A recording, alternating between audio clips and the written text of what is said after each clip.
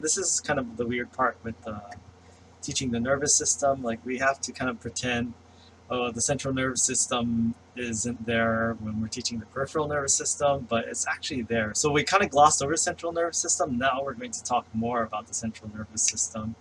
And even though I think not the OpenStax, but the OSU version talks about, it has an entire chapter on the central nervous system. It talks about the brain first, but what I'm going to do is actually talk about the general structures of the central nervous system first, then talk about the spinal cord. And again, this is why it's kind of tricky to teach the nervous system because again, signals go to the spinal cord and sometimes they go to the brain and then they come back down the spinal cord and then they go to our different fibers and our muscles and our viscera. So that's why it's kind of like a little tricky to teach this system. But don't worry, I'll get to it. We'll cover everything. So again, peripheral nervous system, what does that include? Pretty much everything that's not your central nervous system. So that includes all the spinal nerves and all their branches and all the plexuses, and also the cranial nerves as well. Again, even though the cranial nerves work very closely to the brain and they're attached to the brain, technically they're considered part of the peripheral nervous system. So these, again, are branches off the central nervous system to the rest of the body. Now, what is your central nervous system? Again, very simple, but very important. Your brain and your spinal cord. That's it. So everything else that's not the brain itself and not the spinal cord itself, that's your peripheral nervous system. Okay, so how is your central nervous system like this? I like to, you know how I love my analogies, and this is yet another analogy. So how is your CNS like this? Well, again, when you have a balloon animal, or like say if you had one of those like, well, or just one of those balloon artists at one of the parties, what they do is take a big tube and they twist it into these complex structures.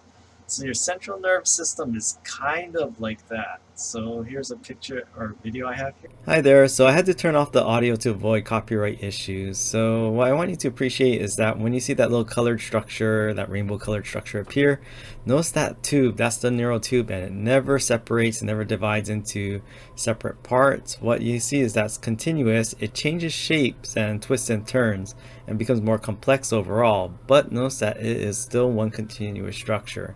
So this is our central nervous system.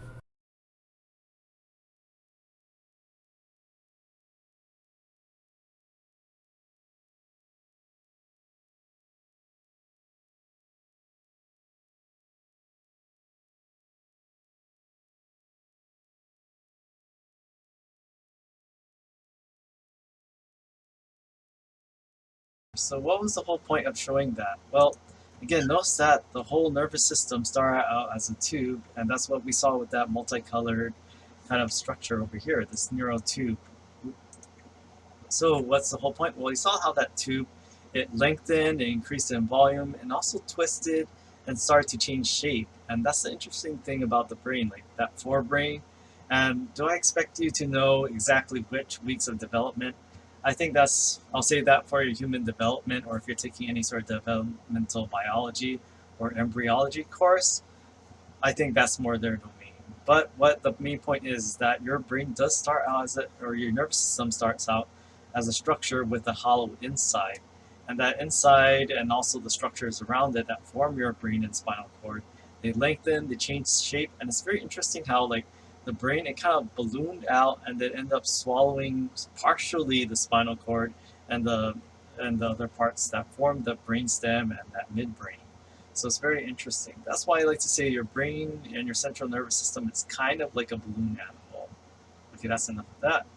And this is what we see here. So this is the early embryonic development. Now, do I want you to know all the stages of embryonic development?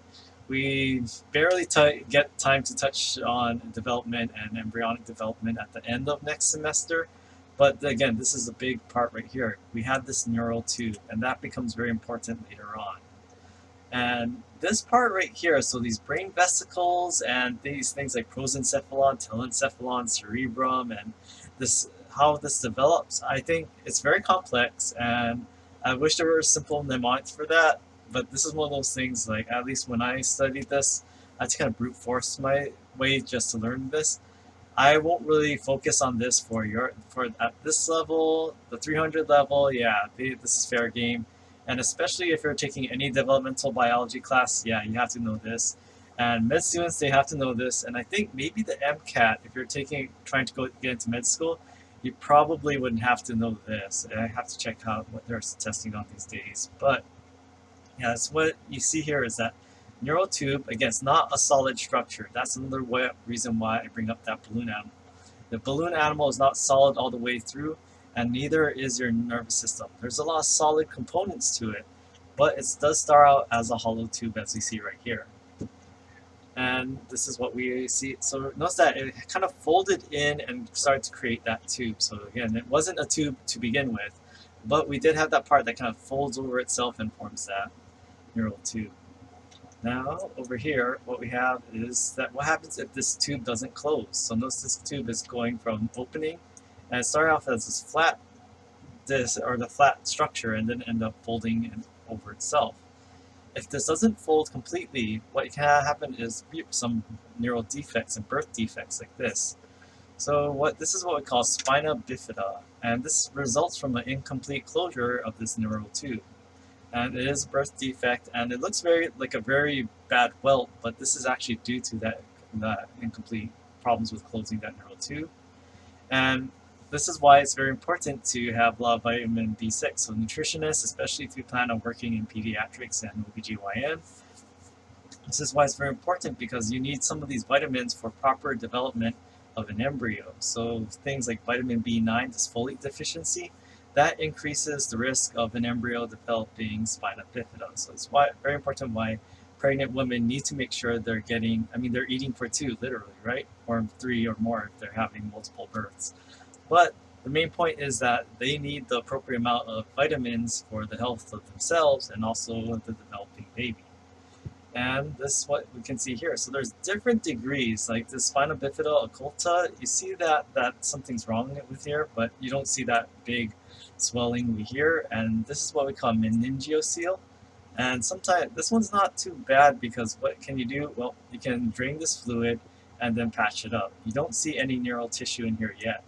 This one's a little more serious because what do we have is all the nerves and all the branches of the spinal cord. We see this starting to actually be in this structure over here. So if someone so this part right here, notice all the parts, the spinal cord and the cauda equina here are protected by vertebral bone, and the rest of the body, this part right here is exposed. There's nothing holding it together except for a little skin. So this is why it's very important to repair these kind of birth defects, because if you have this part right here is very vulnerable to any sort of trauma and also infections as well. So again, there's different locations, different severity, but the thing they have in common is due to this neural tube not forming properly. Okay, so back to vertebrae anatomy. So this is what we call the vertebral foramen, right? So this is a foramen, and remember whenever you have a foramen throughout bone, it is some passage, typically is some passage for something. So with the vertebral foramen we have along many of our vertebrae, what we have is our spinal cord threading through this vertebral foramen, the foramina. Now what we have is the spinal cord, and remember, off the spinal cord, now we know what those branches are. These are with this intervertebral foramens. Again, you need one vertebra to form the superior part of an intervertebral foramen, and the next one right under it to form the inferior part. So these little portholes on both sides, these are little holes that help the spinal nerves to exit. So again, whenever you have a foramen, this is typically some sort of passage. So the spinal nerves are exiting from the spinal cord. So we talked about the spinal nerves and how they sense things, and very briefly on how they carry out motor commands. But now we're talking about, okay, when we sense the world and our different senses, through these spinal nerves or cranial nerves, where do they end up? Or actually spinal nerves, yeah. When we sense the world through our spinal nerves, where do they end up? They end up, all these afferent signals, these sensory signals, end up at that spinal cord. So now we're going to talk about the spinal cord and central nervous system more in depth.